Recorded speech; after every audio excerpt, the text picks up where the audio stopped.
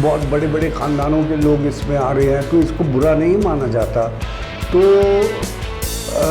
बहुत टैलेंटेड है।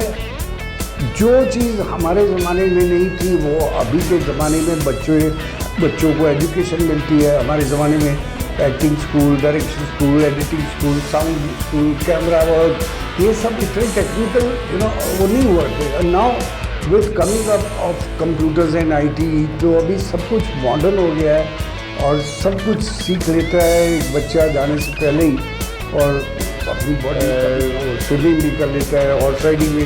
हमारे ज़माने में ये सब होता नहीं था, हमको बहुत कष्ट देना पड़ता था। अगर हॉर्स राइडिंग है तो हम ज़रा नोविस होते थे उस वक्त, इतना अच्छी तरह नहीं।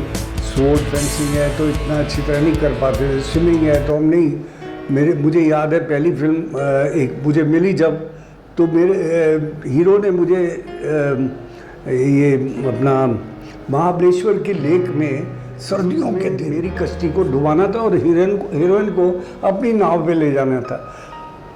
अब वो मैं अंदर गया और वो बुल करने का शॉट था कि मैं बचाओ बचाओ। तो एक्चुअली मुझे स्विमिंग आती नहीं थी, लेकिन मैं डर के हमारे प्रोड्यूसर डायरेक्टर को नहीं बोल रहा था कि मुझे निकाल देंगे, मेन विलन हूँ तो मुझे निकाल देंगे। तो ऐसी मुसीबतें हो, तो मैं बड़ी मुश्किल से बचा। और उन्होंने तैराक भेजे, जब काफ़ी देर तक मैं अंदर से बाहर नहीं निकला, तैराक भेजे, मुझे किसी तरह बचाया गया। तो ये आजकल के बच्चों को ये कष्ट नहीं है, कम से कम सीख वीख के आते हैं।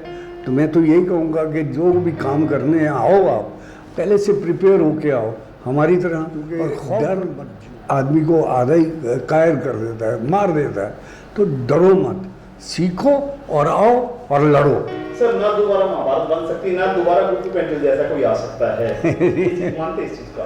नहीं, मैं नहीं मानता। बहुत से अच्छे कलाकार हैं, हाँ, लेकिन ऊपर वाले की कुछ अच्छी दृष्टि पड़ गई हम पे।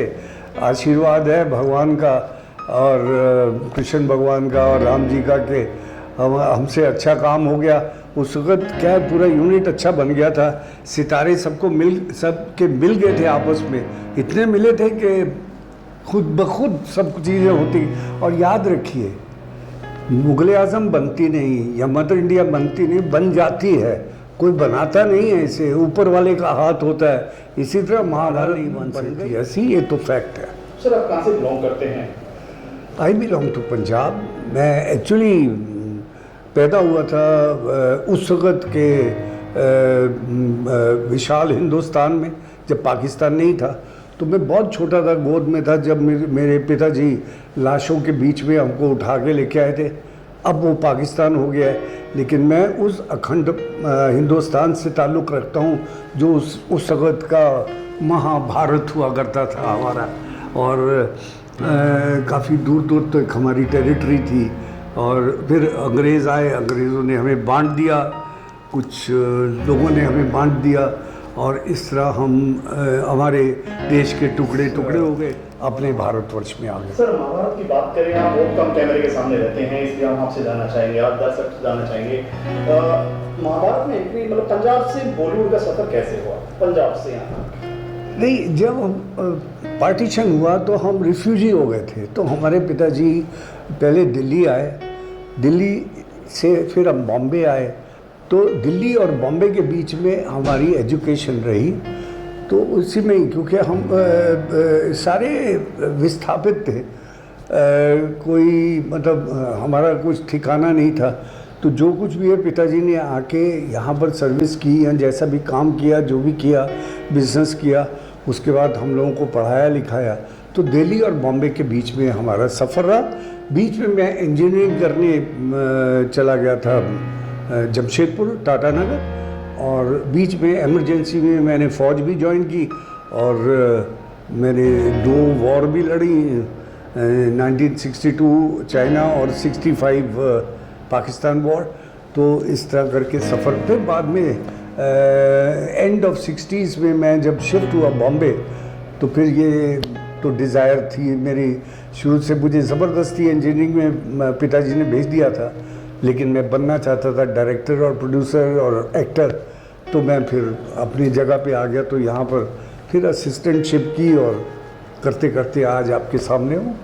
इसका जो माँ बाप का किरदार जो मिला उसके वाक्य की बात करना चाह रहे हैं आपसे। कैसे मतलब आपको एक हादसा था, आप खुद जाना चाहते थे उस टाइम में, कितना कास्टिंग कैसे होती थी वो? नहीं, कास्टिंग तो मैं खुद डायरेक्टर था, जी पूरी महाभारत की कास्टिंग मैंने की हाँ थी। वही सर। तो कास्टिंग मैंने की थी, मैं सब कैरेक्टर्स को जब ढूंढता था तो 3-3, 4-4 कैरेक्टर्स को मैं फाइनल करके रखता था। उनमें से हमारा सारा डायरेक्शन और राइटर टीम बैठती थी हम लोग, और हम लोग उनमें से एक लड़का सिलेक्ट करते थे या लड़की सिलेक्ट करते थे। तो सारे कैरेक्टर हो रहे थे, लेकिन शकुनी का अभी तक बॉसेस मेरे बता नहीं रहे थे। तो चोपड़ा साहब से मैं बाद में काफ़ी, अब जब शकुनी का रोल आने लगा और गांधारी की शादी होने वाली थी, तो मैंने बोला भाई आप बताइए मुझे कौन कर रहा है, क्योंकि उसको कैरेक्टर को बनाना पड़ेगा मेरे को। मिल भी रहा था मतलब शकुनी? नहीं, मिल गए थे, मेरी तरफ से हो गए थे 2-3 लोग, लेकिन उन्होंने कहा अंत में मुझे कहा कि नहीं तुम ही कर रहे हो, क्योंकि उससे पहले मैंने इनके साथ एक और सीरियल किया था जिसका नाम था बहादुर शाह जफ़र। तो बहादुर शाह जफ़र में मैंने ब्रिटिश का रोल किया था, जनरल मटकाफ का। तो मेटकाफ का रोल इनको इतना अच्छा लगा था क्योंकि वो अशोक कुमार दादामुनि के सामने एक ही अंग्रेज़ विलेन था और वो मैं था। तो उस रोल की वजह से मुझे शकुनी का रोल मिला। कितना अच्छा लगता है सर जब वो जो डायलॉग है उसके बारे में कितनी प्रैक्टिस की थी आपने, इसकी बात करें ऐसे पैर से लड़ा के चलना और वो करना, डायलॉग के बारे में सर। हाँ, वो मैंने कैरेक्टर अपना बनाया था। मैंने सोचा कि इसको क्या यूनिक कैसे बनाऊं, तो उसको यूनिक बनाने के लिए मुझे अपने ग्रैंडफादर की बात याद आ गई कि जो श्रूड और बहुत चालाक आदमी होता है, धूर्त आदमी होता है, तो उसके कोई ना कोई त्रुटि होती है अंग में। तो वो जब मैंने चोपड़ा साहब को बताई और डॉक्टर राही को बताई तो उन्होंने वो पसंद की मेरी बात, और फिर मैं बोले अच्छा चल के बताओ कैसे करोगे। तो फिर मैंने चल के बताया, बोल के बताया, तो उनको बहुत पसंद आया और इस तरह वो शुरू हुआ। मतलब शकुनी नहीं होती तो महाभारत नहीं होती, ये मानते हैं सर? हाँ, आप इस नज़रिए से भी ले सकते हैं कि अगर कौरवों की तरफ से शकुनी थे जो कि पॉलिटिशियन थे और पांडवों की तरफ से कृष्ण भगवान थे, तो क्लैश इन दोनों का था पॉलिटिक्स में। जो राजनीति या कूटनीति या धूर्तता जो चलती थी इन दोनों के ही बीच में चलती थी, और बाकी फौजें थी, बाकी लोग इनको मान के चलते थे, और जो कि पीछे से मगर कमान इनके हाथों में होती थी। सर गोफी जी अगर कलाकार मिलते तो क्या होते?